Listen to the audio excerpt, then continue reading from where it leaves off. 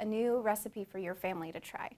My name's Rebecca Welch, and I work for the Texas AgriLife Extension Service. The recipe I have for you tonight is comforting black bean skillet. It's a vegetarian main dish that might be a little different than something you've tried before. So, the first thing you're going to do is get a skillet, and you're going to heat it to high to medium heat. You want to get something with kind of deep sides. We can make sure that your dish won't be spilling out while you're cooking. First ingredient you're going to add is a tablespoon of olive oil. And you're just going to add that to the bottom of the dish. Spread it around a little bit. Next, you're going to add a cup of chopped green bell pepper. Bell peppers are a great source of vitamin C. Actually, just eating half a cup of bell pepper will give you your daily recommended value of vitamin C. So you're going to let that cook up a little bit. At the same time, we're going to cook our zucchini with the bell pepper. This is about 3 medium to small zucchinis, chopped and quartered, or about 2 cups.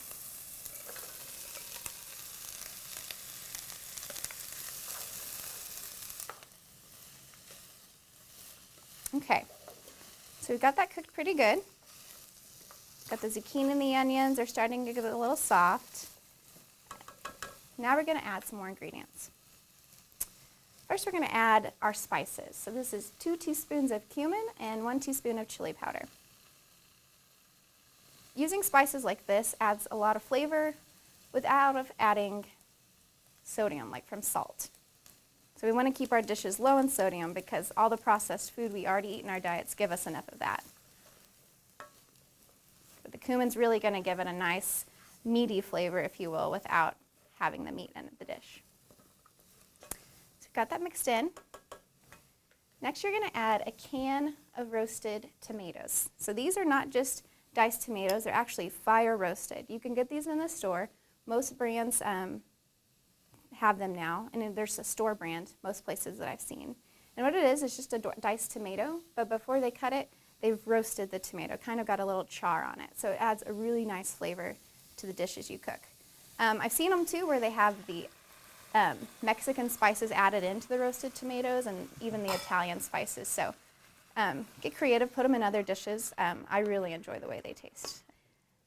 So you might be wondering where the protein is going to come from in this dish. Well, we are going to add some black beans. This is 1 can, rinsed and drained. You're going to rinse them because there's some sodium because of the canning process. You're going to add those in. And at this time too, we're going to add 3/4 of a cup of water.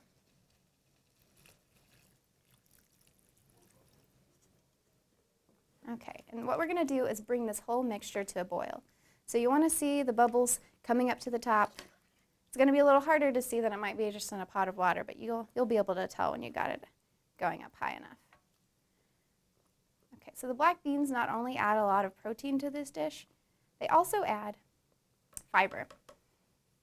1/2 cup of black beans gives you most of your fiber requirement for the day. So they're really just little gems of nutrients and fiber and protein. I personally eat black beans a lot. I really like them. Okay, so it looks like we've got the bubbles, it's boiling, and so we're ready to add our last ingredients. Next, you're going to add a cup of instant brown rice. So some people might be interested in trying brown rice. It's a great whole grain to add to your diet, but it takes a long time to cook, a little longer than white rice, and some people just might be unfamiliar with it. So instant brown rice is a great first step into the whole grain world. It cooks in 10 minutes or less. You can add it to lots of different recipes, and you're still getting all the benefits of whole grains. So just get that incorporated really well. You don't want any sticking around on the top. You want it to get in there with the juices. Really mix it in. Okay. And the last ingredient we're going to add is 1/2 cup of reduced fat mozzarella cheese. And you'll just put that right all over the top. Once you add your cheese, you're going to reduce your heat down to medium-low, and you're going to cover it. And you're going to let it set for 7 to 10 minutes. This will just allow the rice to absorb the juice. The cheese is going to melt, and so when we look back over here in a minute, it'll be ready to go. Looks good. The cheese is melted. It's all bubbly. So now we'll just plate it up. This recipe makes 4 servings.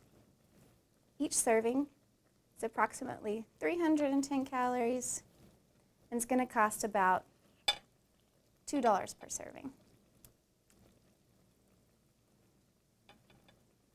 Very cheesy. So about 1/4 of this would probably be about 2 cups per serving.